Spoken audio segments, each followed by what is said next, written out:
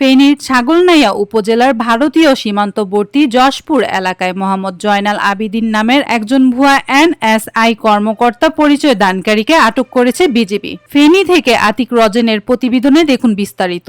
আপনি কি প্রবাসে গিয়ে স্বাবলম্বী হতে চান? পূর্বে বুকিংকৃত বিমানের টিকিট পরিবর্তন করতে চান, অথবা ট্যুরিস্ট ভিসার মাধ্যমে এই সুন্দর পৃথিবী ঘুরে দেখার স্বপ্ন দেখছেন?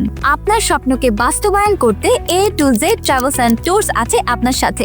বুধবার 14 মে রাত 11:30টার দিকে গোপন সংবাদের ভিত্তিতে তাকে আটক করে বিজিবি। ফেনী 4 বিজিবি অধিনায়ক লেফটেন্যান্ট কর্নেল মোহাম্মদ মোশাররফ হোসেন বলেন, ভুয়া এনএসআই কর্মকর্তা পরিচয় দিয়ে গত কয়েকদিন যাবৎ সীমান্ত বিজিবিকে ফোনে ভুল তথ্য দিয়ে মাদক চোরাচালান ও বিজিবিকে হয়রানিমূলক কাজ করে আসছে।